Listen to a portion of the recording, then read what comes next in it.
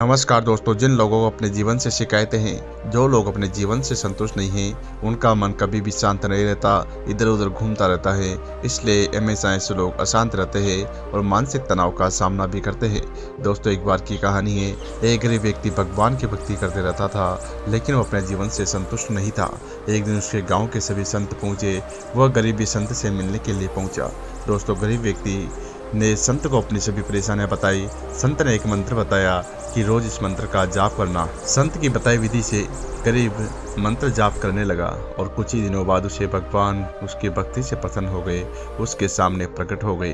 भगवान ने उससे कहा कि हम तुम्हारी भक्ति से प्रसन्न हैं, वर मांगो, तुम्हारी हर इच्छा पूरी होगी। गरीब भगवान को देखकर हैरान रह गया।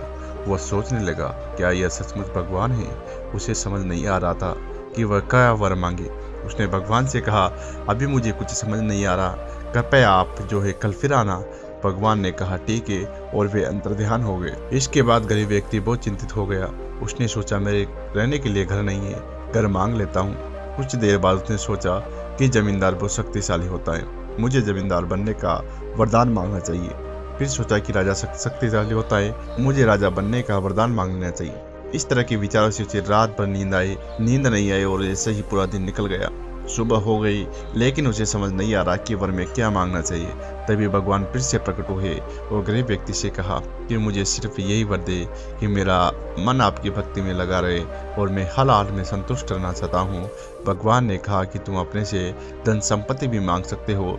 गरीब व्यक्ति ने कहा कि हे भगवान, अभी मेरे पास कुछ भी नहीं है, लेकिन धन के आने से संकेत मात्र से मेरी नींद उड़ गई, मानसिक तनाव बढ़ने लग गया। फिर मुझे ऐसा धन नहीं चाहिए जिससे मेरी सुख शांति खत्म हो जाए। भगवान प्रसन्न हुए और कहा, तुम जैसा चाहते हो वैसा ही होगा। इसलिए दोस्तों, इस कहानी से हमें यही शिक्षा मिलते हैं कि जो लोग सुख शांति चाहते हैं, हर हाल में उन्हें संतुष्ट रहना चाहिए। अगर हम असंतुष्ट रहेंगे तो जीवन में अशांति बनी रहेगी और हम कभी भी दुखी नहीं होंगे। इसलिए इन बातों को हमेशा ध्यान रखें और हमेशा शांत रहे दोस्तों।